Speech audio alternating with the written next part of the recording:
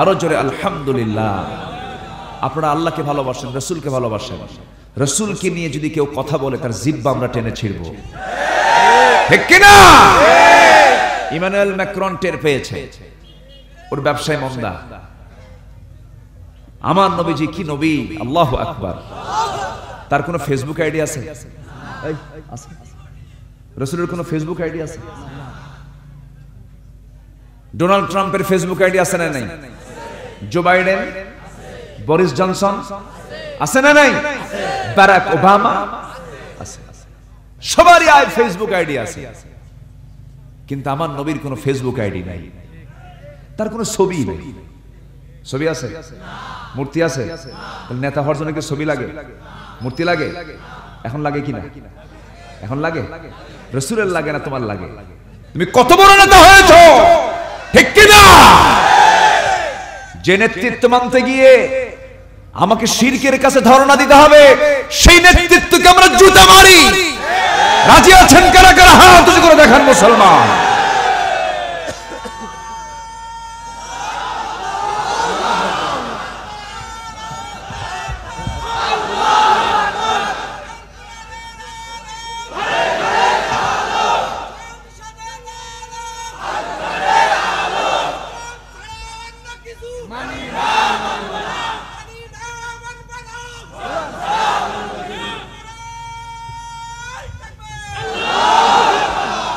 আল্লাহ সবার হাতকে কবুল করুন, জোরে বলি আমিন। আরো জোরে আমিন। আমার নবীর কি চিত্র করেছে? ব্যঙ্গ চিত্র কেমন হয়? তার তো ছবি নাই, তারপর ব্যঙ্গ করবে কেমন? ছবি থাকলে তো ব্যঙ্গ হয়, কি ঠিক কিনা? যার ছবি নাই, যার চিত্র নাই, তার ব্যঙ্গ হয় কেমন? এই জন্যই তার কোনো ছবি রাখা হয়নি দুনিয়াতে, ঠিক কিনা? ছবির পক্ষে ইসলাম না, ছবি টাঙ্গানোর পক্ষে ইসলাম না, মূর্তির পক্ষে ইসলাম না। তার বড় প্রমাণ হচ্ছে না আমার নবী মুহাম্মদ সাল্লাল্লাহু। আমার প্রিয় নবীর ছবি লাগলো না, ফেসবুক আইডি লাগলো না, অথচ গোটা দুনিয়া জুড়ে সবচাইতে বেশি ফলোয়ার কার? মুহাম্মদ সাল্লাল্লাহু। মুহাম্মদ সাল্লাল্লাহু। কেন হবে না? চেহারা দিয়া আর ছবি দিয়া মানুষের মনকে জয় করা যায় না। মানুষের মন জয় করতে হলে চরিত্র দিয়ে জয় করতে হয়। এই পৃথিবীর সেরা চরিত্র কার? বুঝে শুনে কথা কইতে হবো। মুহাম্মদ সাল্লাল্লাহু। মনোযোগ দিয়ে শুনতে হবে, মনোযোগ দিয়া, মনোযোগ দিয়া। কোন জায়গায় কোন প্যাঁচ লাগাই দিবে, তাও কাছে আসেন আবার। আচ্ছা, শ্রেষ্ঠ চরিত্র হচ্ছে মুহাম্মদ সাল্লাল্লাহু আলাইহি ওয়াসাল্লাম। তার চারিত্রিক সনদ কে দিয়েছেন? তার চারিত্রিক সনদ তিনি এমনি পেয়েছেন? তার চরিত্র কি ছিল? তার চরিত্র কি ছিল? কোরআন ছিল। আল্লাহ রাব্বুল আলামিন তাকে এত সম্মান দিয়েছেন, এত মর্যাদা দিয়েছেন। আল্লাহ রাব্বুল আলামিন তার আদর্শের ব্যাপারে জানিয়ে দিয়েছেন, লাকাদ কানা লাকুম ফি রাসূলিল্লাহি উসওয়াতুন হাসানাহ লিমান কানা ইয়ারজুল্লাহা ওয়াল ইয়াওমাল আখির ওয়া যাকারাল্লাহা কাসীরা। জোরে বলুন আল্লাহু আকবার। তোমাদের জন্য উত্তম আদর্শের বাস্তব নমুনা অন্য কেউ নন। উত্তম আদর্শের বাস্তব নমুনা হলো জনাবে মুহাম্মদুর রাসূলুল্লাহ, জনাবে মুহাম্মদুর রাসূলুল্লাহ সাল্লাল্লাহু আলাইহি ওয়াসাল্লাম।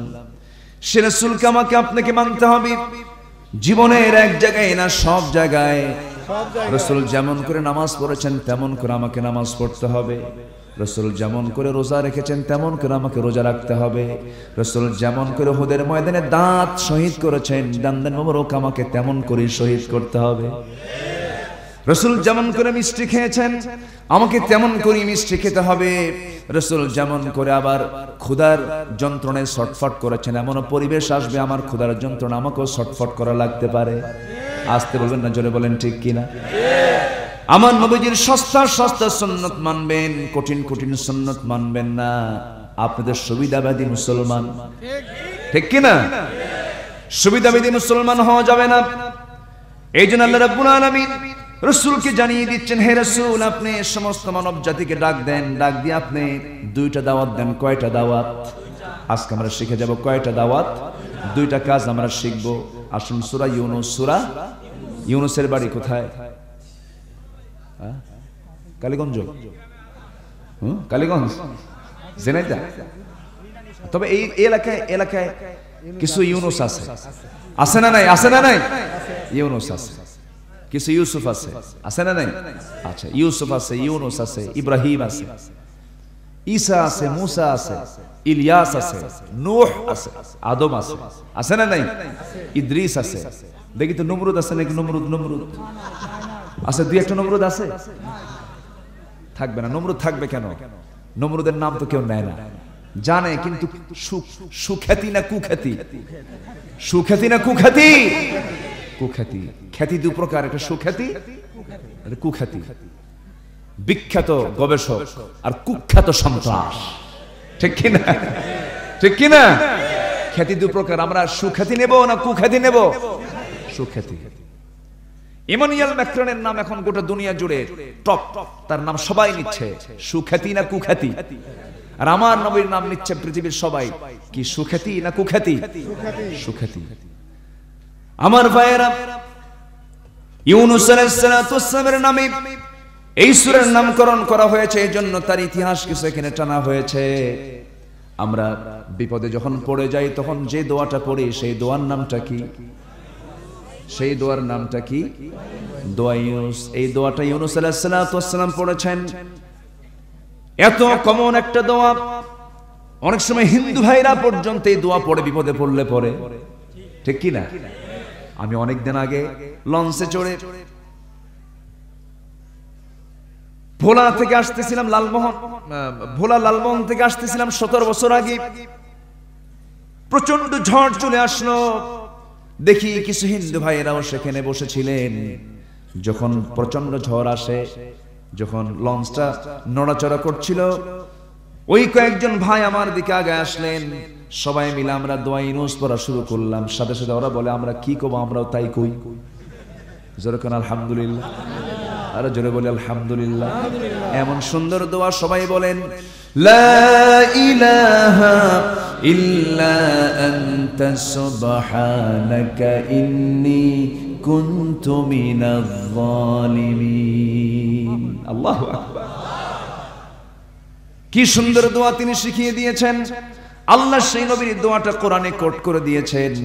ইব্রাহিমের দোয়া আছে না নাই?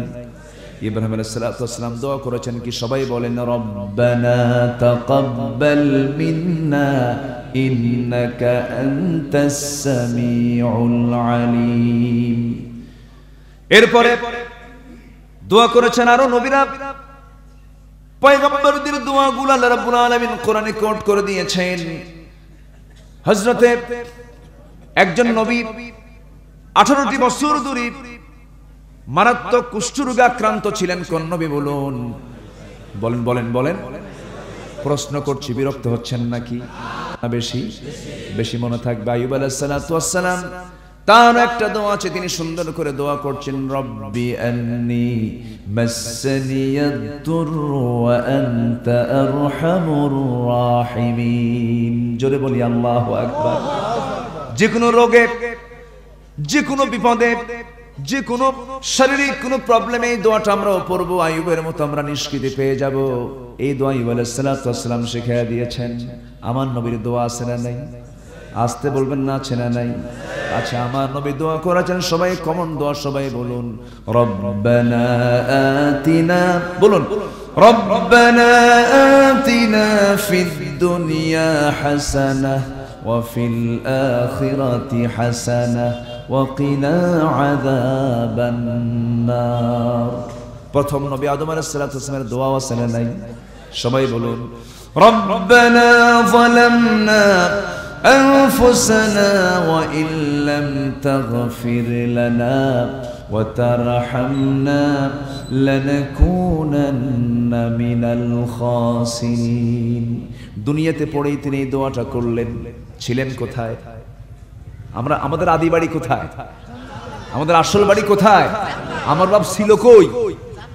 পাঠাইছে দুনিয়াতে কে? কে পাঠায় দিছে? আল্লাহ পাঠাইছে। জান্নাতের মধ্যে ছিলেন, আমার মাকে তার সঙ্গিনী বানায় দিলেন। আমার আব্বা আম্মা আদম হাওয়া দুইজন মিলে জান্নাতে থাকলেন, খুব সুন্দরভাবে থাকলেন। ফাওয়াসওয়াসা লাহুমা, দুজনকে ওয়াসওয়াসা দিয়ে ফেললো কে? শয়তান ওয়াসওয়াসা দিছে আমার বাপ মাকে। আমাকে ওয়াসওয়াসা দেয় না? আস্তে কোন দেয় না? দেয় না? শয়তান কিন্তু মারাত্মক জিনিস। শয়তান কেমন করে ধরে? শয়তান এমন ভাবে আমাকে আপনাকে ধরার জন্য চেষ্টা চালায়।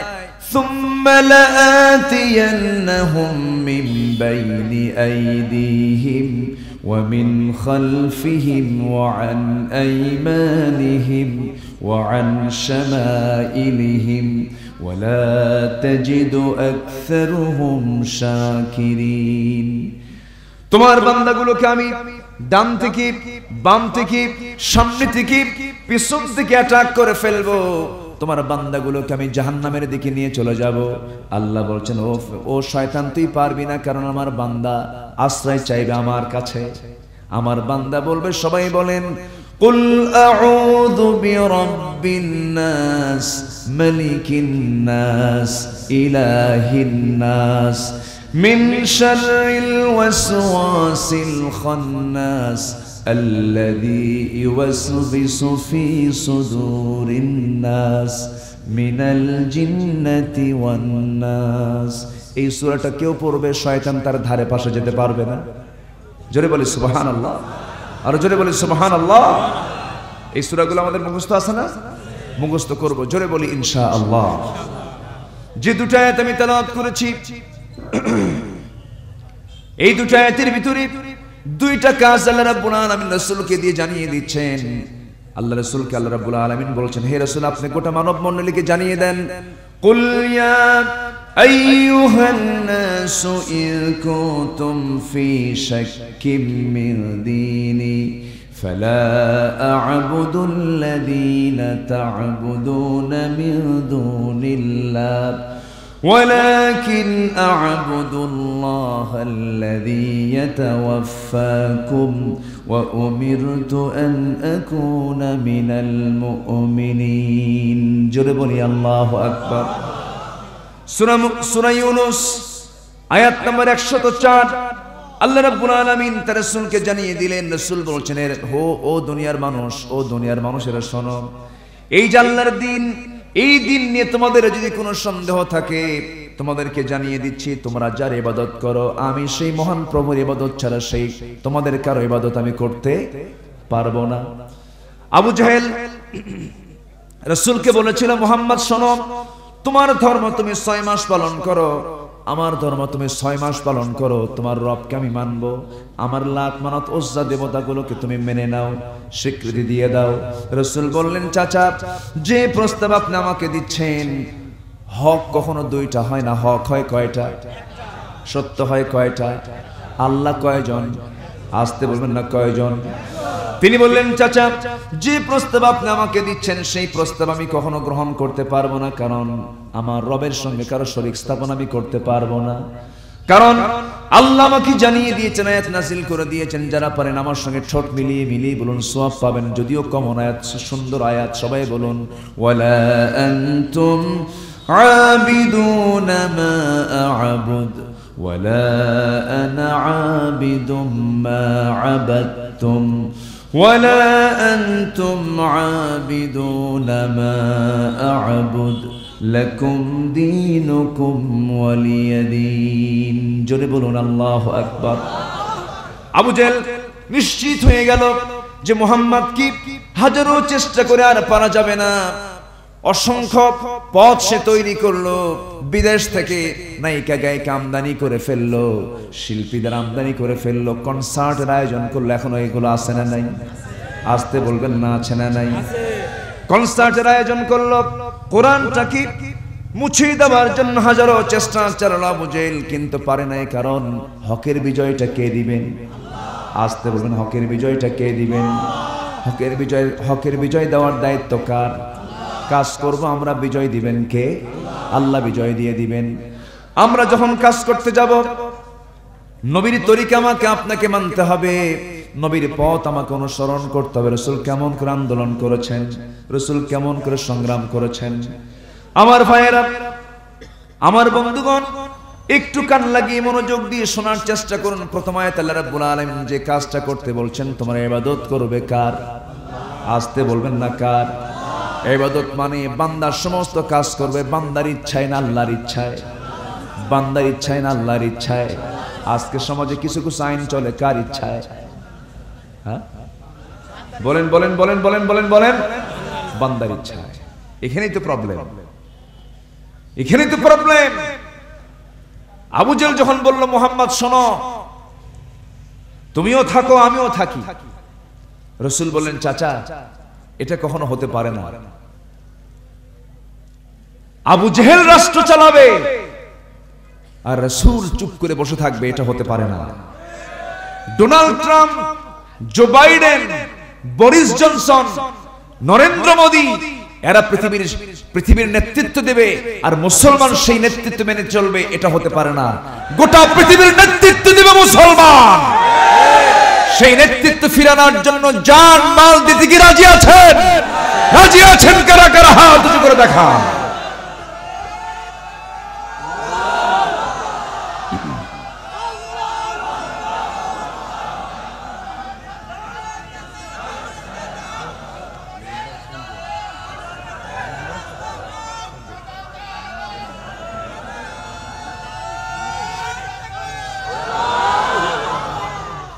সম্মানিত ভাইয়েরা, সম্মানিত বন্ধুগণ, গোটা পৃথিবীতে আজ সমস্ত কুফরি শক্তি একতাবদ্ধ হয়েছে মুসলমানদেরকে দমন করার জন্য, মুসলমানদেরকে নির্মূল করার জন্য।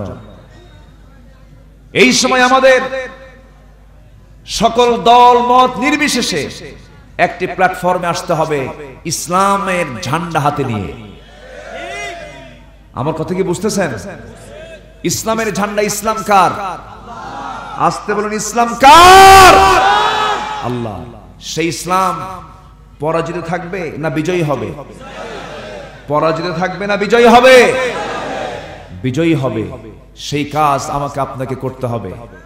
আমার নবীজি মক্কার মাটিতে চেষ্টা করেছেন, দাওয়াতি কাজের আঞ্জাম দিয়েছেন, মার খেয়েছেন, পিটন খেয়েছেন। তার দাওয়াতি মিশনের মূল লক্ষ্য একটাই ছিল, এই জমিনে কারো আইন চলবে না, আইন চলবে একমাত্র আমার আল্লাহ তাআলা। সমাজ থেকে সকল অসামাজিক কাজ বন্ধ হবে কার বিধানের মধ্য দিয়া? আসতে বলবেন, কার বিধানের মধ্য দিয়া? ধর্ষণ বন্ধ হবে না কখনো, কখনো ধর্ষণ আপনি বন্ধ করতে পারবেন না। ধর্ষণ আগে আসে না, আগে হলো দর্শন। আগে কি? দর্শন। এরপরে আকর্ষণ, এরপরে ঘর্ষণ, এরপরে ধর্ষণ। ঠিক কিনা? আপনি মেয়েদেরকে উলঙ্গ করে বের করার অনুমতি দিবেন? আগামীকাল থেকেই যদি সকাল থেকে ঘোষণা জারি হয়, বাংলাদেশের কোন মুসলিম পরিবারের মেয়ে বাইরে বের হতে হলে কবজি, হাতের কবজি, দুই চোখ আর দুই পা ছাড়া কোন অঙ্গ বের করলেই তাকে গ্রেফতার করা হবে। একটা আইন যদি কার্যকর করা হয়, আল্লাহর কসম, সকল প্রকার ইফটিজিং, জেনা, ব্যভিচার, ধর্ষণ সব বন্ধ হয়ে যাবে। ঠিক কি না? এগুলো বললেই তো আমরা দোষী। এগুলো বললেই আমাদের বলে যে হুজুর আপনি তো নারীদেরকে অবমূল্যায়ন করছেন, নারীদেরকে আপনি বস্তার মধ্যে তুলে দিচ্ছেন। ও, আপনি তাকায় থাকবেন না? তোর নজর খারাপ, নিজের বউ দেখ, অপরের বউ দেখিস কেন? ঠিক কি না? কোন আলেম ওলামা অপরের বউ নিয়ে শুয়ে থাকে না। শুয়ে থাকে তারাই যারা পর্দার বিরুদ্ধে অবস্থান গ্রহণ করতে চায়।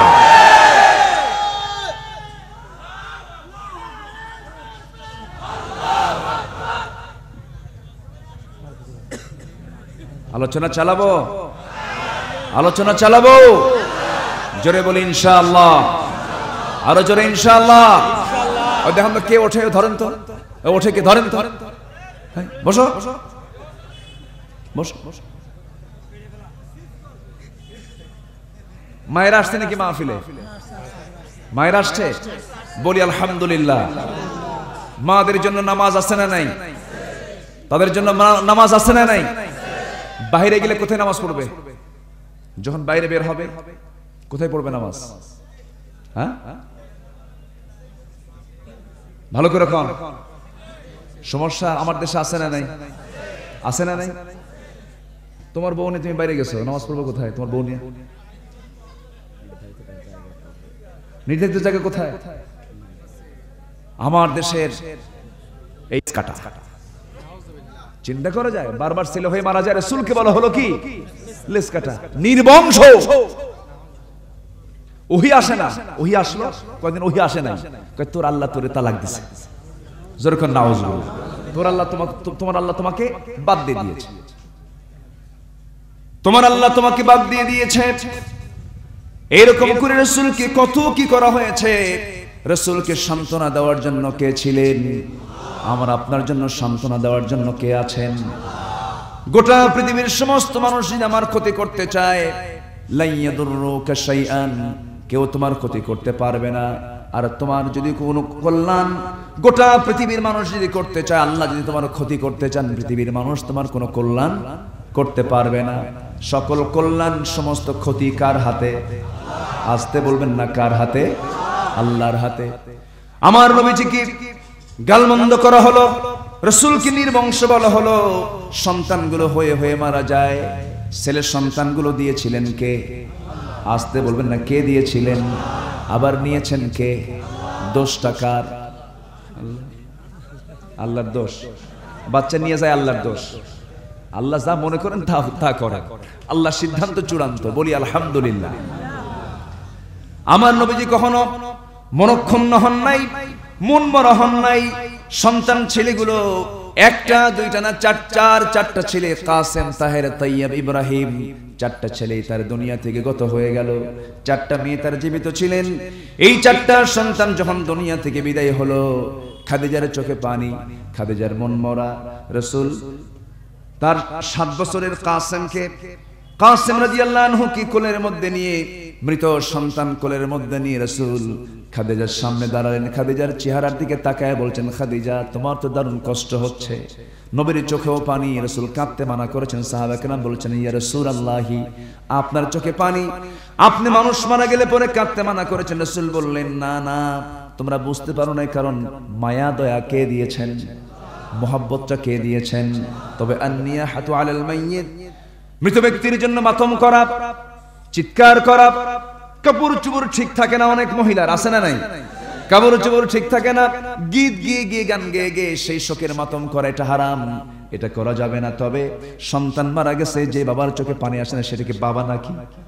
চোখে তো পানি আসবেই, মার চোখে পানি আসবেই। আমার নবীজি সুন্দর করে কাসেমের জন্য দোয়া করে দিলেন। মক্কার মাটিতে কাসেম মারা গেলেন, নবীজির মনক্ষুণ্ণ হৃদয়। ওই সময় আবু জেহলরা অথবা সাইবারা হেও প্রতিপন্ন করছে, দেখো মুহাম্মদ কেমন নবী, বংশ নাই। সন্তানগুলো সব মনে মনে সাফ হয়ে গেল। আল্লাহ সুন্দর করে জানিয়ে দিলেন, হে রাসূল আপনাকে যে যেটা বলুক আপনি মনক্ষুণ্ণ হবেন না, কারণ আপনার যদি মন মরা হয়ে যায়, আমি আল্লাহ নিজে অস্থির হয়ে যাই। আপনি মনক্ষুণ্ণ হবেন না, কারণ আমি আপনাকে যা দিয়েছি পৃথিবীর আর অন্য কোনো ব্যক্তিকে তা দেই নাই। আমি আপনাকে দিয়েছি কি? সূরা কাউসার, সূরা কাউসার, ইন্না আ'তাইনাকাল কাউসার ফাসাল্লি লিরাব্বিকা ওয়ানহার ইন্না শানিআকা হুয়াল আবতার। আপনাকে যারা বলে লেস কাটা, তারাই তো লেস কাটা, বরং আমি আপনাকে হাউজে কাউসারের মালিক বানিয়ে দিয়েছি। রাসূল বলেন, সাহাবীরা রে, কিয়ামতের কঠিন ময়দানে, হাসরের ময়দানে তোমরা যদি আমাকে কোথাও না পাও, আল্লাহ পাক আমাকে এমন নিয়ামত দিয়েছেন, তোমরা আমাকে হাসরের ময়দানে 3টা জায়গায় যে কোনো একটা জায়গায় তোমরা আমাকে পেয়ে যাবে। একটু আস্তে বলি সুবহানাল্লাহ, জোরে বলি সুবহানাল্লাহ। রাসূলকে দরকার আছে না নাই? রাসূলকে দরকার আছে না নাই? জীবনে দরকার আছে না নাই? মরণে দরকার আছে না নাই? তারপরে কবরে দরকার আছে না নাই? মিজানে দরকার আছে না নাই? পুলসিরাতে দরকার আছে না নাই? হাসরে দরকার আছে না নাই? যে লোকটাকে সব জায়গায় দরকার, সেই লোকটার নেতৃত্ব না মেনে তুমি কোন নেতার নেতৃত্ব মানো? যে নেতা মূল্যই ছাই, ঠিক কিনা?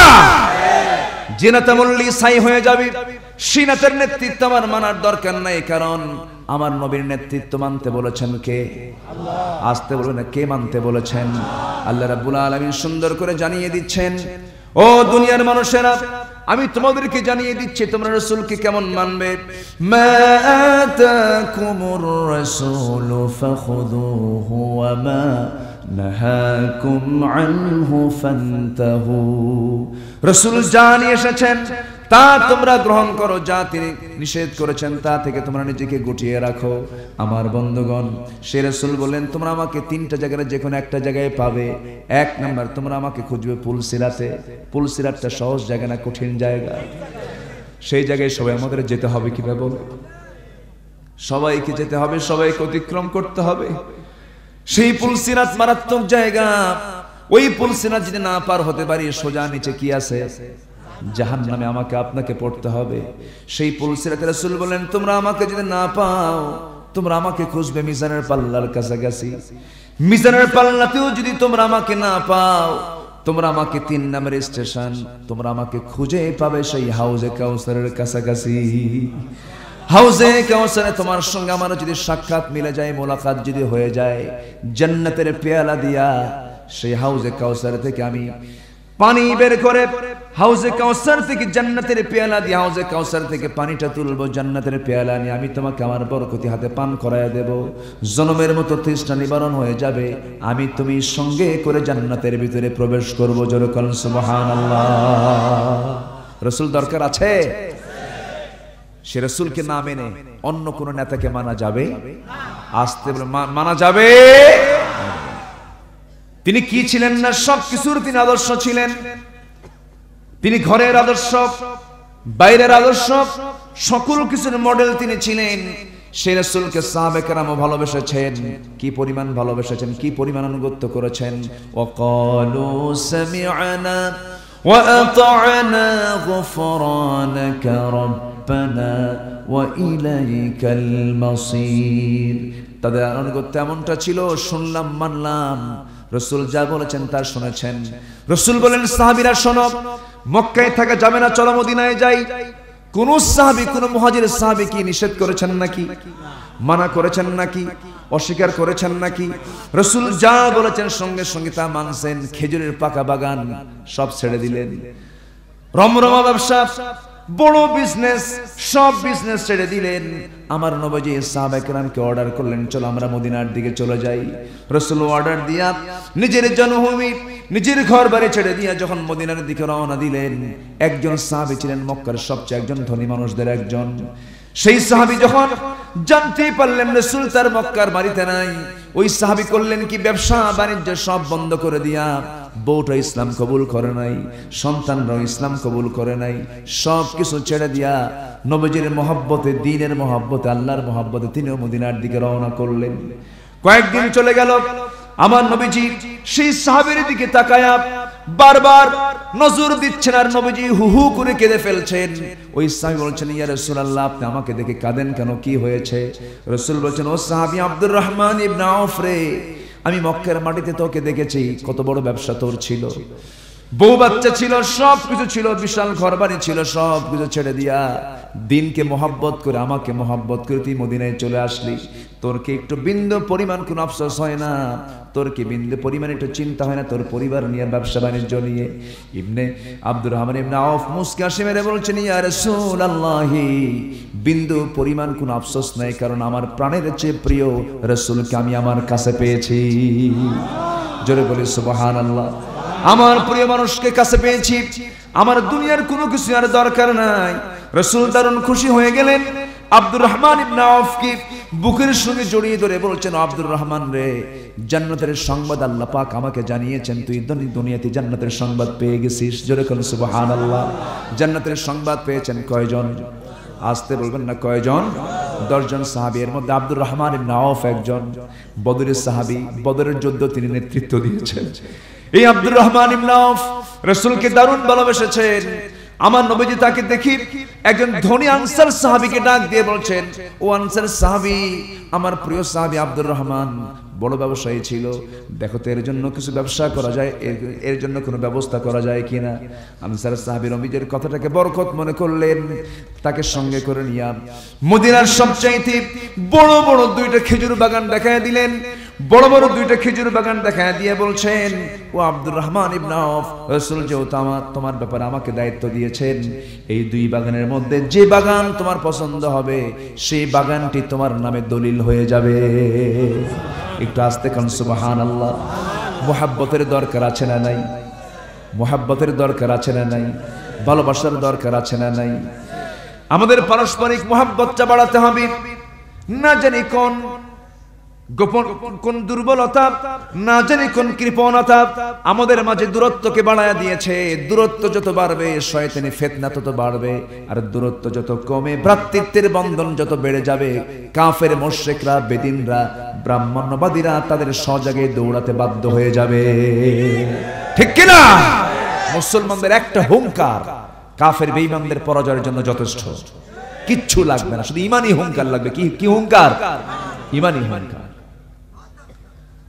আমার ভাইয়েরা, একটু কান লাগান, মনোযোগ দিয়ে শোনার চেষ্টা করুন।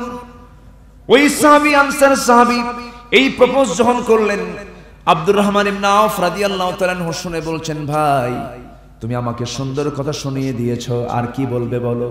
এবার তিনি বলছেন, শোনো, আমার দুইটা বউ, একটা বউ হলো চলে, তোমার তো একটা বউ নাই, তুমি ইয়াং মানুষ। এই মদিনার কোনো মেয়ের বাবা তোমার সঙ্গে বিয়ে দেবে না, কারণ তোমার ঘর নাই, বাড়ি নাই, টাকা নাই, পয়সা নাই, কোনো কিছুই নাই। অতএব আমার দুইটা বউ আছে, যে কোনো একটা বউকে আমি তালাক দেব, তুমি তাকে স্ত্রী হিসেবে গ্রহণ করবে, আমি তোমার জন্য এতটুকু করতে পারি। কি মুহাব্বত, কি ভালোবাসা সাহাবীদের মধ্যে পয়দা ছিল। আমার নবীজির এই প্রিয় সাহাবী আব্দুর রহমান শোনা মাত্রই ওই আনসার সাহাবীকে বুকের মধ্যে জড়িয়ে ধরে বলছেন, আমার আনসার সাহাবী ভাই রে, আমি মুহাজির হিজরত করে মক্কা থেকে মদিনায় আসছি। আমার বাগানও ছিল, আমার বউ ছিল, সন্তান ছিল, সবই ছিল, কিন্তু তুমি যে আমাকে দেওয়ার জন্য প্রস্তুতি নিয়েছো, আমার নেওয়ার কোনো প্রয়োজন নাই। আমি একজন ব্যবসায়ী মানুষ, আমাকে একটু বাজার দেখায় দাও, ব্যবসার সিস্টেম একটু শেখায় দাও, আমি ঠিক মতোই সব কিছু করতে পারবো। তিনি কিচ্ছু নিলেন না, কোনো দোকান নিলেন না, কোনো বাজার নিলেন না, কোনো বাগান নিলেন না, কিচ্ছু না নিয়া ব্যবসা করার জন্য একটা বাজার তিনি চিনে নিলেন। টুকটুক করে সেখান থেকে যতটুকু ছিল তার কাছে, যতটুকু পয়সা ছিল, সেখান থেকে ব্যবসা বাণিজ্য শুরু করলেন। ব্যবসা করতে করতে কয়েক রতি সোনা কামাই হয়ে গেল। বউ তো নাই ঘরে, যুবকের বিয়ার দরকার আছে না নাই? আসতে বলবেন না, আছে না নাই? এখন তো যুবকদের বিয়া লাগে না, কারণ বাইপাস মারে। ঠিক কি না? দুষ্টমি করে, লুচ্চামি করে, ডেটিং করে, চ্যাটিং করে, ঠিক কি না?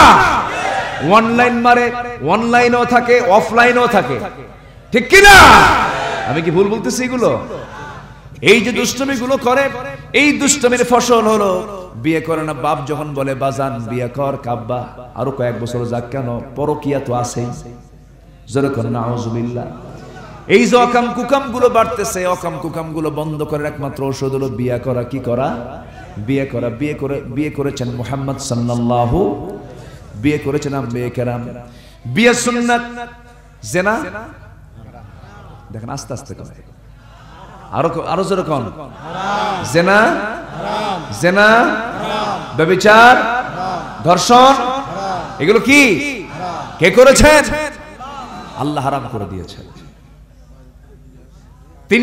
তিনটা কাজে হত্যা করো। কয়টা কাজে? তিনটা কাজে হত্যা করো। আস-সাইয়্যিবুজ জানি, বৃদ্ধ জেনাকার, বিবাহিত জেনাকার যদি জেনা করে ধরা পড়ে যায়, কতল করে তাকে শেষ করে দাও। নাম্বার 2 হলো নাফসু বিন নাফসি, হত্যা করেছে কাউকে, তাকে হত্যা করে ফেলে দাও। আর যে ব্যক্তি তারিকুল দীনিহি, দিন থেকে যে বের হয়ে গেছে, মুরতাদ যে হয়ে গেছে, তাকেও দুনিয়া থেকে বিদায় করে দাও। হত্যার ক্ষেত্র কয়টা? আস্তে, হত্যার ক্ষেত্র কয়টা? এর মধ্যে মারাত্মক হলো জিনা। এই জিনার আইনটা যদি সমাজে চালু হয়ে যায়, পর্দার বিধানটা যদি সমাজে চালু হয়ে যায়, যাকাতটা চালু করে সুদটা যদি বন্ধ করে দেওয়া হয়, আর নামাজ যদি পার্লামেন্টে জারি হয়ে যায়, আল্লাহর কসম করে বলি ৫৫,০০০ বর্গ মাইলের সোনার বাংলাদেশ হয়ে যাবে জান্নাতের টুকরা। ঠিক কি না? কিন্তু এটাই তো বোঝানো যায় না। এটা বুঝাতে গেলেই ওনার মেজাজ গরম হয়ে যায়। কে তো মৌলবাদী, এ তো উগ্রপন্থী, এ তো কট্টরপন্থী, এর ভিতরে কোনো উদারতা নাই। আপনি আমাদেরকে যতই গালি দেন না কেন, শেষ নিঃশ্বাস থাকা পর্যন্ত আল্লাহর কোরআনের বাইরে একটা কথাও আমরা শুনতে রাজি নই। এর জন্য প্রয়োজনে জীবন দিতেও কি রাজি আছেন?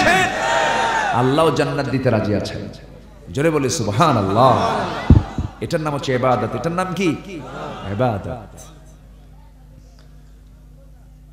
আব্দুর রহমান ইবনে আওফ ব্যবসা করে কয়েক রতি সোনা কামাই করলেন। কয়েক রতি, রতি বুঝলেন তো? আনি বেশি না রতি বেশি?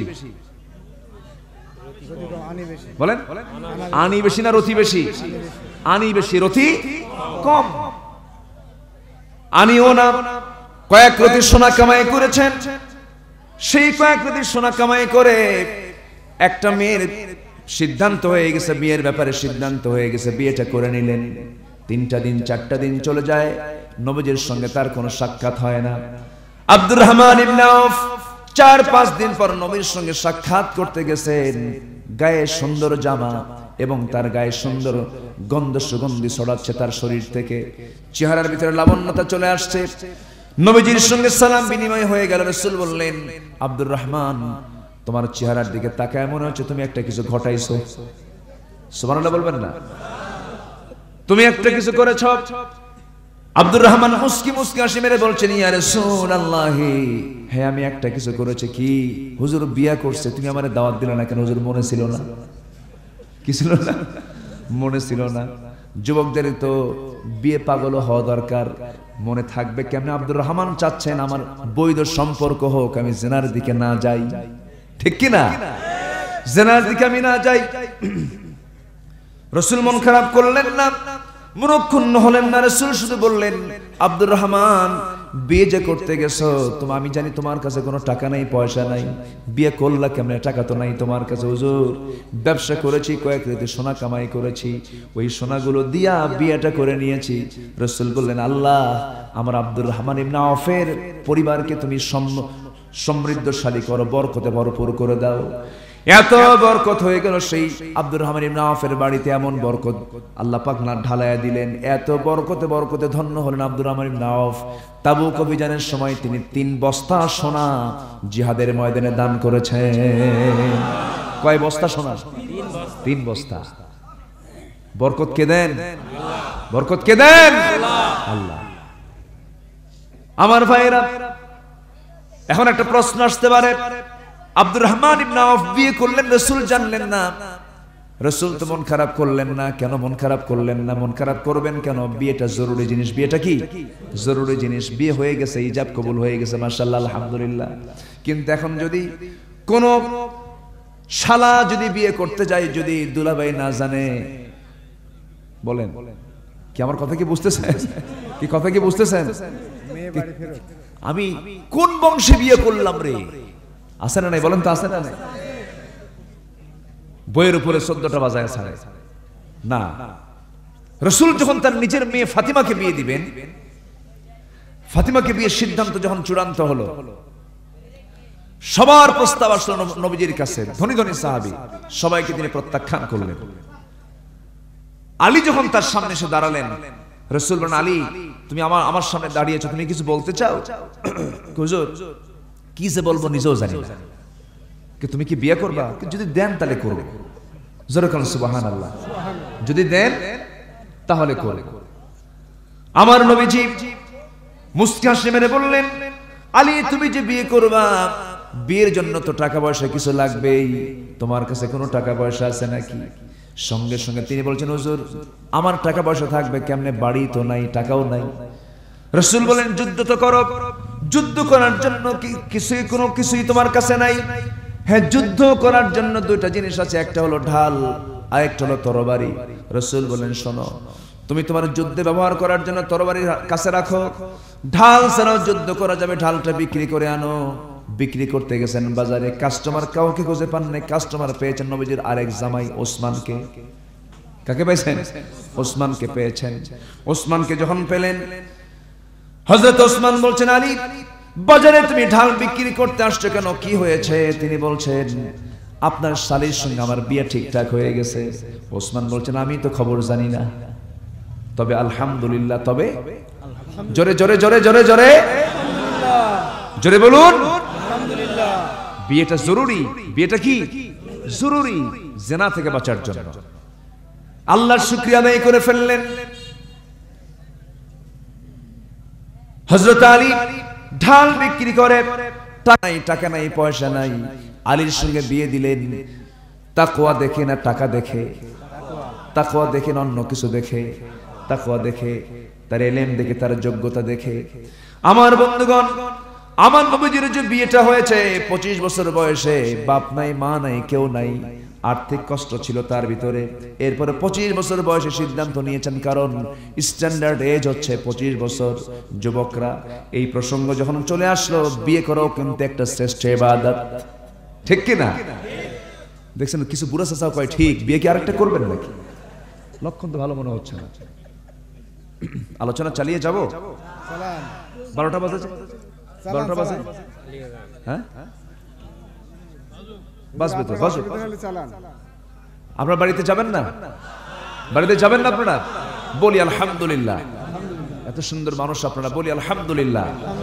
গতকালকে আমার মাহফিল ছিল ভোলা। ভোলা চেনেন তো? ভোলা গেলে তো ভোলা ভুলে যেতে হয়। ভোলা। আগামীকালকে আমার মাহফিল বেশি দূরে না, কক্সবাজার। কি কাছে না দূরে? দূরে। পাখি আর কত ওড়ে, তার চেয়ে বেশি উঠতে হয় আমাদের, দৌড়াতে হয়। আমি একটু ভাইকে বললাম, একটু আগে ভাগে উঠায় দেন কিনা হুজুর, এই সময় আপনি উঠেন, দেখা যাক। আপনি যদি আর কিছু সময় থাকেন আমি বলবো, জোরে বলি ইনশাআল্লাহ, আর জোরে বলি ইনশাআল্লাহ। সম্মানিত ভাইয়েরা, সম্মানিত বন্ধুগণ, রাসূল যা বলেছেন সাহাবীরা অস্বীকার করেছেন না গ্রহণ করেছেন? অস্বীকার করেছেন না গ্রহণ করেছেন? এই জন্য নবীদের পরে সবচেয়ে শ্রেষ্ঠ মর্যাদা কাদের? বলেন কাদের? সাহাবীদের। যা বলেছেন বলতে দেরি, শুনতে দেরি না। রাসূল মক্কা ছেড়ে মদিনায় চলে এলেন। সাহাবীরাও কেউ বউ ছেড়ে, কেউ পরিবার ছেড়ে, কেউ বাপ মা ছেড়ে, সব ছেড়ে মদিনার উদ্দেশ্যে চলে আসলেন। একটাই দায়িত্ব, একটা কারণেই তারা এসেছেন, সেটা হলো ইবাদত কারো করব না, ইবাদত করব কার? আল্লাহ। ইবাদত করব কার? ফালা আ'বুদুল্লাযীনা তা'বুদুনা মিন দুনিল্লাহ।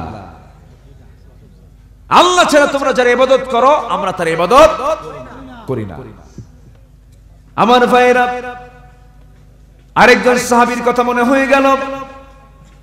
সেই সাহাবীর কানে সংবাদ চলে এলো, গত রাত্রে রাসূল হিজরত করে আবু বকরকে সঙ্গে করে নিয়ে রওনা দিয়েছেন মদিনার পানে। আমার নবীজি মক্কায় নাই। নবীজি মক্কা ছেড়েছেন, হিজরত করেছেন। রাতের আধারে আবু বকরকে সঙ্গে করে নিয়ে তিনি ঘর থেকে বের হয়েছেন। এই কথা যখন সাহাবীর কানে চলে গেছে, বউকে আস্তে করে ডাক দিয়ে বলছেন, আমার বউ চলো, তোমাকেও যেতে হবে। হ্যাঁ আমি যাব। সন্তানটাকে কোলে নিয়েছেন। সন্তানকে কোলে নিয়ে সপরিবারে মক্কার সমস্ত আত্মীয়তার বন্ধন সব ছিন্ন করে আল্লাহর দ্বীনকে প্রাধান্য দিয়া আল্লাহর দাসত্বকে বাস্তবে রূপ দেওয়ার জন্য তিনি করলেন কি? পরিবারের সহ সেই সাহাবী রওনা করলেন মাঝপথে। সেই মাঝখানে পরিবারের লোকজন এসে প্রথমে সেই সাহাবীর বউকে হানা দিয়ে তার শ্বশুর পক্ষের লোকেরা নিয়ে চলে গেল। আর ছোট্ট একটা ছেলে, তার ভাইরা তাকে জোরপূর্বক তার সামনে থেকে তার বড় তার একমাত্র সন্তানকে নিয়ে টেনে নিয়ে চলে গেল। সন্তানকে ছিনিয়ে নিল ভাইয়েরা, বউকে ছিনিয়ে নিল শ্বশুর পক্ষের বাড়ির লোকেরা। সেই সাহাবী মুস্কি মুস্কি হাসি মেরে চোখের পানি ফেলতে ফেলতে আল্লাহকে বলছেন, আল্লাহ, এরা ভেবেছিল হয়তোবা বউয়ের টানে, সন্তানের টানে হয়তোবা দিন ছেড়ে দেব, তোমার ইবাদত ছেড়ে দেব। আমার বউ কেন, সন্তান কেন, আমার জীবনও যদি চলে যায়, আমি আল্লাহর দাসত্ব ছাড়া আমি কারো দাসত্ব করতে পারবো না। যেরকম সুবহানাল্লাহ। সেই আবু সালমা রাদিয়াল্লাহু তাআলা আনহু উম্মে সালমাকে মাইনাস করলেন। উম্মে সালমাকে সাথে নিতে পারলেন না। ওইদিকে নিজের কলিজার টুকরা প্রাণাধিক কলিজার টুকরা আদরের ধন সন্তানকেও নিতে পারলেন না, সম্পূর্ণ একাকী রওনা করলেন মদিনার পানে। মদিনায় চলে গেলেন, রাসূলের সঙ্গে সঙ্গ দিলেন, যুদ্ধের ময়দানে হাজিরা দিবেন, বিভিন্ন কর্মকাণ্ড চালাচ্ছেন, প্ল্যান করে নবীর পিছনে ইক্তেদা করছেন, নামাজ পড়ছেন, দিনের দিন প্রচারের কাজগুলো করছিলেন। এদিকে উম্মে সালমা স্বামী ছাড়া বন্দিত্ব জীবনে আছেন। শ্বশুর বাড়ির লোকজন ওই সাহাবীর উম্মে সালমার বাপ মা তাকে জোরপূর্বক ঘরের মধ্যে আটকিয়ে রেখেছে। এইরকম করে প্রায় দীর্ঘ 1টি বছর চলে গেল। এইদিকে একটা ছেলের সন্তান, সেই সন্তানটাকে ভাইয়েরা আটক করে রেখে দিয়েছে। ছিন্ন বিচ্ছিন্ন পরিবার। উম্মে সালমা 1টি বছরের মাথায় উম্মে সালমা করলেন কি, কোন একটা রাতের আধারে বাপ মার চোখ আড়াল করে লুকো চুরি করে সেই জায়গা থেকে পলায়ন করলেন। সন্তানটাকে আরেক জায়গা থেকে লুকায় নিয়ে সন্তানটাকে কোলের মধ্যে হস্তগত করলেন। দুজন মা এবং সন্তান সহ রওনা করলেন মদিনার পানে। মদিনার পানে রওনা দিয়ে মদিনা পর্যন্ত পৌঁছে গেলেন। রাতের বেলা ফজরের সময়ের একটু আগে তিনি মদিনায় পৌঁছে গেলেন। আজান হয়ে গেল, নামাজ হয়ে গেল। রাসূল যখন ফরজ নামাজ শেষ করেছেন, আসসালাতু আলাল মাইয়িত, জানাজার একটা ওয়ার্নিং চলে আসলো, জানাজার একটা সিগন্যাল চলে আসলো। কার জানাজা, কোন লোকের জানাজা? সঙ্গে সঙ্গে বলা হলো আজকে ফজরের সময় আজকে যার জানাজা হবে তিনি অন্য কেউ নন, তিনি হচ্ছেন আবু সালমা রাদিয়াল্লাহু তাআলা আনহু। উম্মে সালমা মদিনায় ঢুকেছেন, আবু সালমা দুনিয়া থেকে বিদায় নিয়েছেন। স্ত্রী ঢুকেছেন মদিনায়, স্বামী দুনিয়া থেকে বিদায় নিয়েছেন। এই পৃথিবীর ইতিহাসে, সাহাবীদের ইতিহাসে উম্মে সালমা এবং আবু সালমার দাম্পত্যময় জীবন ছিল, খুব সুখময় একটা দাম্পত্যময় জীবন ছিল। এত সুন্দর পরিবার চলছিল, কিন্তু এই যে তছনছ এলোমেলো করে দিল, একমাত্র কারণ হলো কার সন্তুষ্টি? আসতে বলবেন না, কার সন্তুষ্টি? আল্লাহর সন্তুষ্টি, আল্লাহর দাসত্ব। আমার ভাইয়েরা, আবু সালমা উম্মে সালমাকে দারুণ ভালোবাসতেন। উম্মে সালমা আবু সালমাকে দারুণ ভালোবাসতেন। ভালোবাসার আধিক্যে একদিন আবেগ আপ্লুত হয়ে উম্মে সালমা বলে ফেললেন, আমার স্বামী গো, আজকে আপনাকে আমি একটা জটিল প্রশ্ন করব। কি জটিল প্রশ্ন? বলো। আমার স্ত্রী, আমার প্রাণ প্রিয় স্ত্রী, তুমি আমাকে কি প্রশ্ন করবে বলো। এবার উম্মে সালমা বলছেন, আপনি আমাকে কেমন ভালোবাসেন? দারুণ ভালোবাসি। জীবন দিয়া না জীবন রেখে? আবু সালমা বলছেন, আমি তোমাকে দারুণ ভালোবাসি, তুমি আমার প্রাণের স্ত্রী, আমি তোমাকে অবশ্যই ভালোবাসি।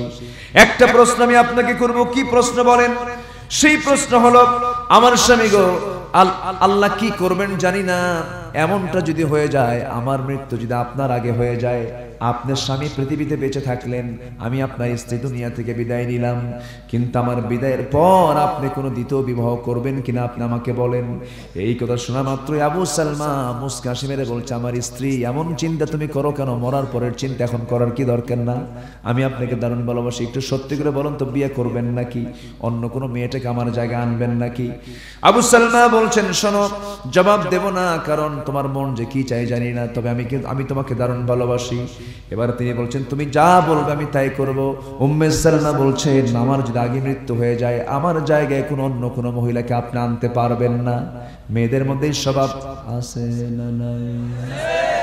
আসতে কোন কেন আছে ভাই? আছে আছে, আপনারটাও আছে, দেখছেন? স্বামীর ভাগ দিতে চায় না। এটা মেয়েদেরকে আল্লাহ পাক এইরকম করে সৃষ্টি করেছেন। আলহামদুলিল্লাহ, স্ত্রী তো একটা সম্পদ, স্ত্রী একটা নিয়ামত, বলি আলহামদুলিল্লাহ। স্ত্রী হলো ইমানের পাহারাদার। স্ত্রী কিসের পাহারাদার? ইমানের পাহারাদার। আপনি একা চলবেন, ফিতনায় পড়বেন। বউ কিনে ঘুরবেন, ফিতনায় পড়বেন না। একা চলবেন, বিপদে পড়বেন। বউ কিনে ঘুরবেন, বরকত পাবেন। আলহামদুলিল্লাহ। রাসূল যুদ্ধে গেছেন বউ নিয়া, হজে গেছেন বউ নিয়া, সফরে গেছেন বউ নিয়া। আল্লাহু আকবার। স্বামী আছে যেখানে বউ আছে, বউ আছে যেখানে স্বামী আছে, সেখানে এটাই হচ্ছে ইসলাম। আল্লাহু আকবার। রাসূল কখনো স্ত্রী ছাড়া চলতেন না। স্ত্রীকে সাথে নিয়ে যদি আপনি রাস্তায় বের হন, আপনার স্ত্রীর সামনে যদি আপনি কোনো মেয়ের দিকে যদি 1 মিনিট চায় থাকেন, বলেন তো কি হবে? বলেন কি হবে? বলেন তো। যদি আপনার স্ত্রীর নজর এটা আসে যে আমার স্বামী অমুক মহিলার দিকে 1 মিনিট চায় ছিল, ওই সময় কিছু কবে না, ওই সময় কিচ্ছু বলবে না। ধরেন আধা ঘন্টা পর যখন বলবে, শোনো সুইটি এদিকে আসো তো, তোমার সুইটি, ঠিক কিনা? তুমি আমার সুইটি কও? কিসের সুইটি? আমি তোমার টক। কিসের মিষ্টি? আমি তোমার টক হইছি, নজর খেলে ওইদিকে দাও আর আমার সুইটি কও। এই জন্য হুন্না লিবাসুল লাকুম ওয়া আনতুম লিবাসুল লাহুন্না। কে বলেছেন? সে তোমার লেবাস, তুমি তার লেবাস। আল্লাহু আকবার। আবু সালমা মুস্কি মুস্কি হাসি মেরে বলছেন, উম্মে সালমা তুমি কি আমাকে বিয়ে করতে দিবা না? কেন বিয়ে করতে দেব না? আবু সালমা শুনে মুস্কি মুস্কি হাসি মেরে বলছেন, উম্মে সালমা আমি তোমাকে মনো কষ্ট দিতে চাই না, তুমি যেহেতু আমার কাছে আবদার করতেছো, আমিও তোমাকে বলে দিলাম কি হবে আমার জানি না, আমার জীবন আমি মরবো কোন দিন, তুমি মরবে কোন দিন জানি না, তবে তোমার আগে আমার আগে যদি তোমার মরণ হয়ে যায়, আমি দ্বিতীয় কোনো স্ত্রী আমার ঘরে আনবো না, আমি জীবনে আর বিয়েই করবো না। যাও, কিন্তু আমি তোমার জন্য এমনটা দোয়া করবো না, আমি তোমার জন্য এমন দোয়া করব, তুমি যা আমার জন্য কামনা করো আমি তার জন্য উল্টা করব। কি দোয়াটা হবে তোমার জন্য? আমার তোমার আগে যদি আমার মরণ হয়ে যায়, তুমি যদি বিধবা হয়ে থাকো, আমি চাবো না তুমি বিধবা হয়ে সারা জীবন থাকবে দুনিয়াতে বেঁচে, আমি তোমার জন্য দোয়া করি এমনটা যদি হয়ে যায়, আমি আল্লাহকে বলবো, আল্লাহ আমার স্ত্রীর জন্য আমার চাইতে উত্তম স্বামী তুমি তার জন্য জুটাইয়া দিও। আল্লাহু আকবার বলেন। এটা হচ্ছে উত্তম দোয়া। এই দোয়া আল্লাহর দরবারে মঞ্জুর হয়ে গেছে। আবু সালমার দোয়া মঞ্জুর হয়ে গেছে। আবু সালমা তো মদিনায় চলে গেছেন। আবু সালমা মদিনায় গিয়ে ইন্তেকাল করলেন। উম্মে সালমা মদিনায় পৌঁছে গেলেন। মদিনায় পৌঁছে যাওয়ার পর স্বামীর মৃত্যু দারুণ তাকে শোকাহত করে ফেললো। সন্তানটা এতিম হয়ে গেল। এতিম সন্তান কোলের মধ্যে নিয়া স্বামী হারানোর চরম দুঃখ যন্ত্রণা নিয়া ফজর নামাজ শেষ করার পরে যখন তিনি হতাশ চিত্তে যখন বসেছিলেন, এমন সময় নবীর কাছে সংবাদ চলে গেল, হে রাসূল, উম্মে সালমা মদিনায় এসেছে। আবু সালমার স্ত্রী উম্মে সালমা বিধবা হয়ে গেছে। আমার নবীজি বললেন, ও সাহাবীরা, আমাকে বিধবার সামনে হাজির করো, এতিমের সামনে হাজির করো। এতিম সন্তানকে রাসূল কোলের মধ্যে তুলে নিলেন, চুমা দিলেন। রাসূল চুমা দিতেন কম না বেশি? ছোট বাচ্চাদেরকে যখন দেখতেন চুমাই চুমাই বড়ায়া দিতেন। হোসেনকে যখন তিনি কোলের মধ্যে নিতেন, এত সময় হোসেনকে দিতেন। মা এসে বলেন, আমি তার স্ত্রী ছিলাম, আমার মাঝে মাঝে হিংসা হতো, রাসূল হোসেনকে আমার চাইতে বেশি সময় দিতেন। জোরে বলেন সুবহানাল্লাহ। নাতি পুতিকে সময় দেওয়া সুন্নত। ও নানারা, নানারা আছে নাকি? নাতি পুতিকে সময় দেওয়া সুন্নত। রাসূল নাতিদেরকে সময় দিয়েছেন। নাতিরা রাসূলের সঙ্গে ফ্রিলি কথা বলেছেন। আর আজকের কিছু কিছু নানা আছে, নাতিরা নানাদের আচরণটা এত খারাপ পায়, নাতি মনে মনে দোয়া করে, বুড়া মরবি কোন দিন কুলখানি খাবো। আছে না নাই? আছে। আমার নবীজি মিশে যেতেন, আমার নবীজি সবার সঙ্গে মিশে যেতেন। তারই অংশ হিসাবে আমার বন্ধুগণ, সে উম্মে সালমান কোলে থাকে সন্তানকে রাসূল ওই এতিমকে কোলের মধ্যে তুলে নিয়া আমার রাসূল সব সাহাবীকে সাক্ষী রেখে উম্মে সালমাকে লক্ষ্য করে বলছেন, ও বিধবা নারী, তুমি চিন্তা করো না, তোমার স্বামী দুনিয়া থেকে বিদায় হয়ে গেছে, কিন্তু তুমি যার সামনে দাঁড়িয়ে কথা বলছো এই লোকটা একজন এতিম ছিল, বাপও ছিল না, মাও ছিল না, আমার মতে এতিম দুনিয়াতে আর কেউ ছিল না। আমি তো এতিমদের মর্মটা বুঝি, এতিমদের কষ্ট বুঝি, দুঃখ বুঝি। কারণ এই জন্য আল্লাহ পাক আমাকে নিজেও বলে দিয়েছেন, আলাম ইয়াজিদকা ইয়াতীমান ফাআওয়া। এতিম দেখলে পরে আপনি কখনো ধমকায় দিবেন না, তাড়ায় দিবেন না, কারণ আমি আপনাকে এতিম পেয়েছি। এই সন্তান এতিম হয়েছে, এর সর্বকিছু দেখার দায়িত্ব আমার। কোনো চিন্তা করো না মহিলা, ও বিধবা, তোমারও চিন্তা করতে হবে না, তোমারও জন্য বিয়ের বন্দোবস্ত করে দেব। বিধবার পাশে দাঁড়ানোর দরকার আছে না নাই? আসতে কোন কেন? আসতে কোন কেন? বিধবা এটা গুরুত্বপূর্ণ বিষয়। স্বামী মারা যায়, যায় না? মারা যায়, বিধবার পাশে দাঁড়ানো উচিত। তাদের জন্য যেটা কল্যাণকর সেই কল্যাণকর পদক্ষেপ নেওয়া উচিত। আমার নবীজি এবার বলছেন, মহিলা শোনো, তোমার কোনো চিন্তা নাই, সুন্দর একজন উপযুক্ত যোগ্য সম্পন্ন একজন সাহাবী তোমার জন্য বরাদ্দ করব, তোমার স্বামী নিযুক্ত করা হবে, তোমার স্বামীর বন্দোবস্ত হয়ে যাবে। উম্মে সালমা কাঁদতে কাঁদতে বলছেন, ইয়া রাসূলুল্লাহ, আল্লাহর কসম করে বলি, এই দুনিয়াতে আমার স্বামীর চাইতে উত্তম সুপুরুষ আর এই জমিন আর নাই। আমার জীবনের বিয়ের সিদ্ধান্ত আমি নিতে চাই না। ইয়া রাসূলুল্লাহ, আমি আমার জীবনের চাইতে আমি আপনাকে বেশি ভালোবাসি। আমি আমার জীবনের চাইতে আমি আপনাকে বেশি মোহাব্বত করি দিনের জন্য, কোরআনের জন্য। আমি আল্লাহকে ভালোবাসি, রাসূলকে ভালোবাসি। আমি আপনার কাছে এই কথাটাই বলবো, আমার জীবনে আর বিয়ে হবে না। একমাত্র স্বামী আমার দুনিয়াতে সেই ছিল, সেও আবু সালমা। এই কথা শুনে রাসূল কোনো কথা বলতে পারলেন না। নবীজি মাথা নিচু করে থাকলেন। আল্লাহ পাক সঙ্গে সঙ্গে ওহী নাযিল করে জানিয়ে দিলেন, হে রাসূল, উম্মে সালমার সিদ্ধান্তের ব্যাপারে আল্লাহ সিদ্ধান্ত নিয়েছেন, আপনি তাকে নিজে বিয়ে করে নেন। জোরে বলুন সুবহানাল্লাহ, আরো জোরে বলুন সুবহানাল্লাহ। রাসূল যে বিয়েগুলো করেছেন নিজের চিন্তায় না, আল্লাহর সিদ্ধান্ত। নিজের সিদ্ধান্ত না, আল্লাহর সিদ্ধান্ত। অতএব রাসূলের বিয়ে নিয়ে কোনো কথা বলা যাবে না। আসতে বলবেন না, যাবে। রাসূল বিয়ে করেছেন কার পরামর্শে? আর আমাদেরকে বিয়ে করার জন্য অর্ডার দিয়েছেন কে? এবং আমাদের বিয়ের ব্যাপারে একটার ব্যাপারে অধিক পরামর্শ দিয়েছেন কে? ফাওয়াহিদাতান, একটাই তোমার জন্য যথেষ্ট। তবে হ্যাঁ, তোমার যদি নজর ওই দিকে যায়, আকাম কুকাম কর, তুই আরেকটা কর, তাও করিস না। ওগুলো ঠিক কিনা বলেন? আকাম কুকাম করো না, দুষ্টামি করো না। আগের যুগে, আজ থেকে 20 বছর আগের দিকে বাংলাদেশের দিকে তাকান, বউ একজনের 2-3টা করে ছিল, কিন্তু জেনা ছিল না। কিন্তু আজকে বউ 2-3টা থাকার দরকার কেন? 10-15টা তো সাথে সাথে ঘোরে, ঠিক কিনা? ইসলাম তো কল্যাণ চায়। রোগগুলো কেন আসবে না? যখন সমাজে জেনার সাইলাভ হয়ে যাবে, নতুন নতুন রোগ আসবে। তারই একটা অংশ হলো করোনা, ঠিক কিনা? গোটা দুনিয়া আজকে উলঙ্গ হয়ে গেছে। গরুর মতো আচরণ মানুষের, বন্য পশুর মতো মানুষের আচরণ। নারীদের দিকে লোলুপ দৃষ্টি, নারীদের দিকে বদ নজরে তাকানো, খারাপ নজরে তাকানো। এমন পুরুষ আছে না নাই? মেয়েদেরও এক্ষেত্রে কিছু দোষ আছে না নাই?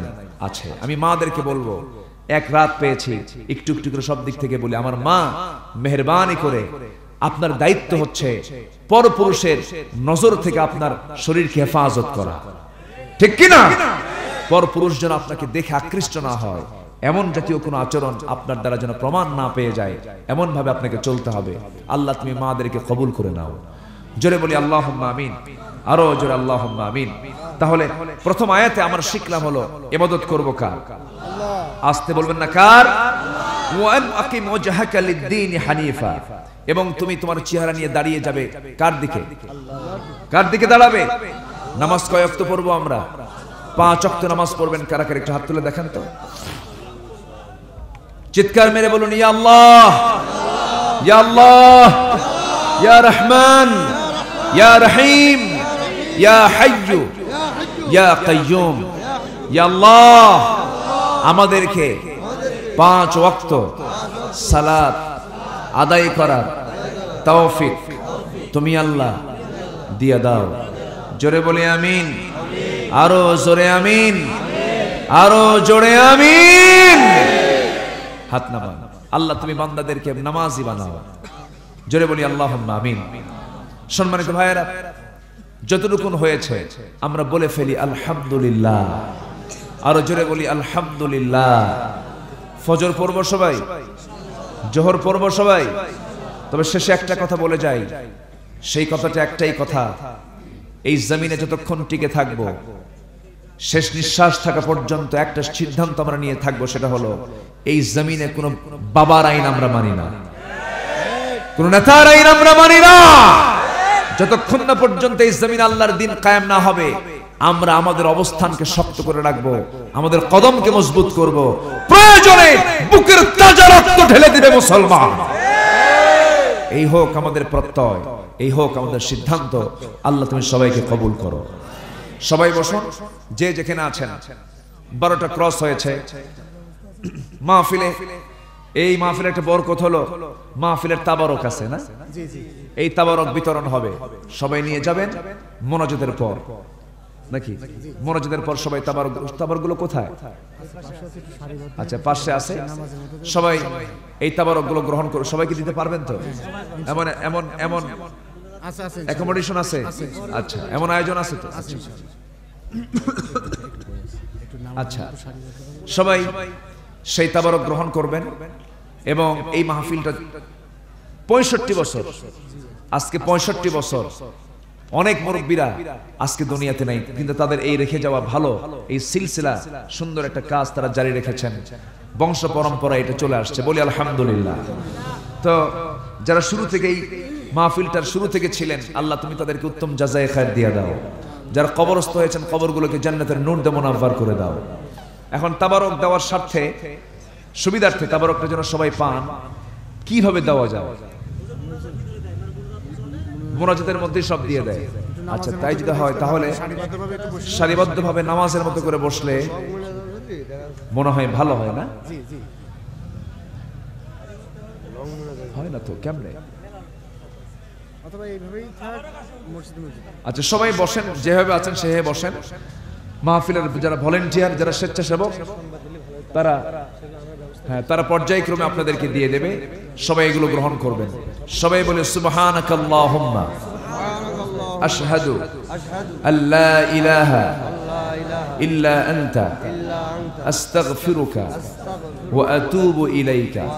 চিৎকার মেরে বলি, ইয়া আল্লাহ, আমার জীবনের সগীরা কবীরা, ছোট বড় সব গুনাহ তুমি আল্লাহ মাফ করে দাও। জোরে বলুন, ইয়া রাব্বাল আলামিন, ইয়া রাব্বাল আলামিন। সবাই বসুন, যে যেখানে আছেন দাঁড়িয়ে থাকবেন না। মাহফিলের আদব রক্ষার্থে সবাই বসে পড়ুন।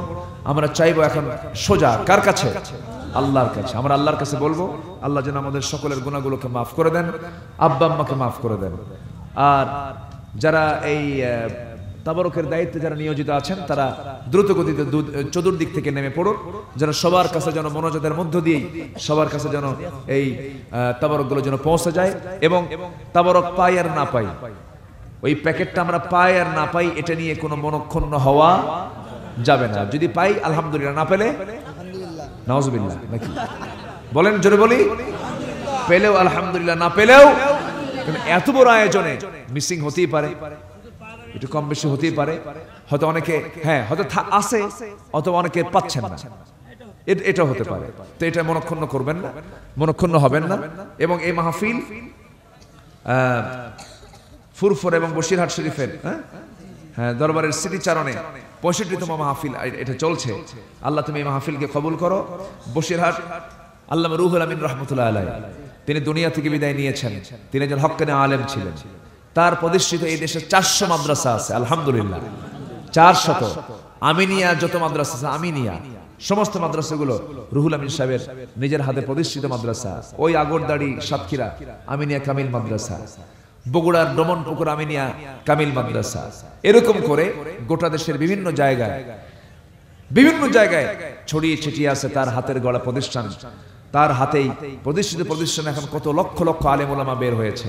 তারা হচ্ছেন আমাদের রাহবার। আল্লাহ তুমি আল্লামা রুহুল আমিনের কবরটাকে জান্নাতের নূর দিয়ে মুনাফফার করে দাও। ফুরফুরা শরীফ হক্কানি দরবার শরীফ ভালো, আলহামদুলিল্লাহ। তারাও সেই সময় মুজাদ্দিদের ভূমিকা পালন করেছেন। ফুরফুরা শরীফ আবু বকর সিদ্দিক রাহমাতুল্লাহ আলাইহি, তিনি হকের পক্ষে তিনি অটল ছিলেন, হকের পক্ষে তিনি কথা বলেছেন, বাতিলদের বিরুদ্ধে মোকাবেলা করেছেন। আল্লাহ তাদের যে খেদমত, এই খেদমতগুলোকে তুমি আল্লাহ কবুল আর মঞ্জুর করে নাও। আসুন আমরা আল্লাহর কাছে চাবো, আল্লাহর কাছে প্রার্থনা করি। আসেন আমরা চাবো, আমরা সোজা চাইবো কার কাছে? আমরা ধন্যবাদ জানাচ্ছি আজকের এই অনলাইনে এই আলোচনাগুলো যেন অনলাইনে চলে যায়, এই জন্য যারা ভূমিকা পালন করছেন, ইউটিউবার এই ক্যামেরাম্যান যারা আসছেন, অনেক মেহনত করেছেন, রাত জেগে জেগে এই আমাদের পিছে লেগে আছেন। তারা দিন প্রচারের স্বার্থে তারা এই যে ত্যাগ স্বীকার করছেন। আল্লাহ তুমি তাদেরকে উত্তম জাযায়ে খায়ের দিয়ে দাও, উত্তম পুরস্কারে পুরস্কৃত করো। আল্লাহ তুমি তাদেরকে দ্বীনের কোরআনের জন্য কবুল করে নাও। সবাই বসুন। আমি খুবই ধন্যবাদ জানাচ্ছি যে মাহফিল চলাকালীন কেউ নড়াচড়া করেন নাই, ওঠা বসা করেন নাই। যে কজন ছিলেন মনোযোগ দিয়ে আপনারা সবাই ছিলেন। মাহফিল ছিল, আছে, থাকবে। কোনো বাধাই মাহফিলকে বন্ধ করতে পারবে না, ঠিক কি না? কোনো মাহফিল বন্ধ হবে না ইনশাআল্লাহ। এবং বিশেষ করে আজকের যে মাহফিলের যিনি সার্বিক তত্ত্বাবধানে ছিলেন এমপি মহোদয়, তিনি মাহফিলটার ব্যাপারে অত্যন্ত গুরুত্বপূর্ণ ভূমিকা পালন করেছেন। তিনি আসতে পারেন নাই, তিনি মাঝে অসুস্থ ছিলেন, তিনি দোয়া চেয়েছেন, আমরা তার জন্য দোয়া করি। আল্লাহ তুমি তাকে সিহাতে কুল্লিয়া দিয়ে দাও। আল্লাহ তুমি তাকে দ্রুত শাফায়ে কামিলা আজলা দান করো। তুমি তাকে আমাদের মাঝে সুস্থ অবস্থায় দ্বীনের কিছু খেদমতে আঞ্জাম দেওয়ার তৌফিক তুমি আল্লাহ দিয়ে দাও। আসুন আমরা আল্লাহর কাছে চাবো। সবাই বলে সুবহানাকাল্লাহুম্মা আশহাদু আল্লা ইলাহা ইল্লা আনতা আস্তাগফিরুকা ওয়া আতুবু ইলাইকা। চিৎকার মেরে বলি আল্লাহ আমার জীবনের সগীরা কবিরা ছোট বড় সকল গুনাহ তুমি আল্লাহ মাফ করে দাও। জোরে বলুন ইয়া রাব্বাল আলামিন। আসুন আমরা আল্লাহর কাছে যাবো, আল্লাহর কাছে মাফ চেয়ে নেব, ক্ষমা চেয়ে নেব। আর কোনো ঘোষণা নাই তো? না জি আচ্ছা আচ্ছা আচ্ছা, এখন তো আর সেই সুযোগ নাই, বলে ফেলেছি। লম্বা দোয়া করি, লম্বা দোয়া। সবাই বসেন। আল্লাহুম্মা আমিন। ربنا ظلمنا أنفسنا وإن لم تغفر لنا وترحمنا لنكونن من الخاسرين ربنا لا تزغ قلوبنا بعد إذ هديتنا وهب لنا من لدنك رحمة إنك أنت الوهاب আল্লাহ তাআলা গভীর রাত, নিঝুম রাত, নিভানো রাত্রিতে তোমার চাঁদের মতো হাজারো মুসলমান নরনারীকে নিয়ে তোমার কালামের সূরা ইউনূসের দুটি আয়াতকে সামনে রেখে ইবাদত এবং শিরকের উপরে হালকা কিছু আলোচনা করেছি। গুনার বোঝা মাথায় নিয়ে কাঙ্গাল ফিকিরের মতো দুটো হাত পেতে আছি। আল্লাহ গুনার দিকে নজর দিও না, বান্দা মনে করে तमाम জীবনের গুনাহগুলোকে মাফ করে দাও। জনম দুঃখিনী মা, জনম দুঃখী বাপজান যারা চলে গেলেন, জিন্দেগির গুনাহগুলো মাফ করে দাও, কবরগুলোকে জান্নাতের টুকরা বানায়া দাও। অনেক আলোচনা শেষ করে বাড়ি ফিরে যাব, বাড়িতে ফিরে গিয়ে সব দেখবো কিন্তু মাকে পাবো না রে। আব্বা আম্মা যারা চলে গেলেন, জিন্দেগির গুনাহগুলো মাফ করে দাও, কবরগুলোকে জান্নাতের বাগিচা বানায়া দাও। সবাই চক্ষু বন্ধ করুন, আল্লাহর শেখানো দোয়া পড়ে দিল থেকে মন থেকে কণ্ঠ উজাড় করে আব্বা আম্মার জন্য দোয়া করুন। রব্বির হামহুমা কামা রব্বায়ানি সগীরা, রব্বির হামহুমা কামা রব্বায়ানি সগীরা, রব্বির হামহুমা কামা রব্বায়ানি সগীরা। ও আল্লাহ, বিশেষ করে এ মাহফিলের আয়োজন যারা করলেন আর শোনার জন্য দূর দূরান্ত থেকে যারা আসলেন, বিনিময়ে কিয়ামতের কঠিন ময়দানে যেদিন কেউ কাউকে চিনবে না, এমনকি মা পর্যন্ত সন্তানকে অস্বীকার করে বসবে, যেদিন মানুষ কাঁদতে কাঁদতে চোখের পানিগুলো ফুরে যাবে, চোখ থেকে রক্ত বের হওয়া শুরু হয়ে যাবে রে আল্লাহ, সেই কঠিন মুসিবতের দিনে এই মাহফিল আমাদের সবার জন্য নাজাতের মাধ্যম বানাইয়া দিও। ও আল্লাহ, এই মাহফিলটার বয়স 65 বছর, কত মুরব্বীরা এই কাজের আঞ্জাম দিয়েছেন, আজকে তারা কবরবাসী হয়েছেন। কবরগুলোকে তুমি আল্লাহ জান্নাতের টুকরা বানাইয়া দাও। আয় আল্লাহ তাআলা, অনেকেই দুনিয়া থেকে, এই এলাকার অনেকেই দুনিয়া থেকে বিদায় হয়েছেন। আলী হোসেন বারোবাজার, নুরুল ইসলাম ফরাজপুর, আলী হোসেন একরাম, হারুন আবু তালেব, আব্দুল বারী, আব্দুল আজিজ, সোহাম্বিয়া খাতুন, এই সমস্ত আল্লাহর বান্দা বান্দিরা আজকে দুনিয়াতে নাই। যারা দুনিয়া থেকে বিদায় নিয়েছেন, এমনি হালতে কবরগুলোকে জান্নাতের নূর দিয়ে মুনাফফার করে দাও। আয় আল্লাহ তাআলা, আমার শামসুল ভাই অত্যন্ত ভাগ্যবান যুবকের নাম, তুমি তার খেদমতকে কবুল করে নাও। সবার নাম তো আমার জানা নাই, যার যা চাওয়া তুমি আল্লাহ পাওয়া করে দিও, যার যা প্রবলেম তুমি আল্লাহ সলভ করে দিও। যে ঘরে ছেলে নাই ছেলে দিও, যে ঘরে মেয়ে নাই মেয়ে দিও, নিঃসন্তানী মাকে তুমি আল্লাহ সন্তান দিয়ে ভরপুর করে দিও। ও আল্লাহ, এই পৃথিবীতে আসার তো সিরিয়াল ছিল, যাওয়ার তো কোনো সিরিয়াল থাকে না রে। কে কখন চলে যাব জানি না, ডান হাতে আমলনামা না আসা পর্যন্ত আমাদের কাউকে কবরে নিও না। মরতে যখন হবে শহীদে মউত কপালে জুটাইয়া দিও। আল্লাহ, দুনিয়াতে ফেল করলে পাশের সুযোগ আছে রে, কিন্তু তোমার কাছে গিয়ে ফেল করলে আমরা পাস করতে পারবো না রে আল্লাহ। আয় আল্লাহ তাআলা, মুসলমানদের পায়ের তলায় মাটি নাই, মুসলমানরা আজকে মার খেতে খেতে শেষ হয়ে গেল। ও আল্লাহ, কাশ্মীর অস্থির একটা অবস্থা বিরাজ করছে, সিরিয়া ইয়েমেনে কোনো ফয়সালা হচ্ছে না। পৃথিবীর জনপদে জনপদে কত মুসলমান নির্যাতিত নিপীড়িত। আল্লাহ মেহেরবানি করে তোমার গায়বী মদদ নাজিল করো, মুসলমানদের জন্য একটা ওমর পাঠানোর ব্যবস্থা তুমি আল্লাহ করে দাও। আয় আল্লাহ তাআলা, তোমার বান্দাগুলো আমিন আমিন করছি, যার যা প্রার্থনা তুমি আল্লাহ দয়া করে মঞ্জুর করে নাও। আল্লাহ গো, এই পৃথিবী থেকে কোন দিন দুনিয়া থেকে বিদায় নেব জানি না, মূর্তি যখন হবে আল্লাহ শহীদে মউত কপালে জুটাইয়া দিও। আল্লাহ, ওই গোটা দুনিয়া জুড়ে মুসলমানদের উপরে চরম নির্যাতন নিপীড়ন চলছে, তোমার গায়েবের সাহায্য নাজিল করো, সমস্ত জুলুমের অবসান তুমি আল্লাহ করে দাও।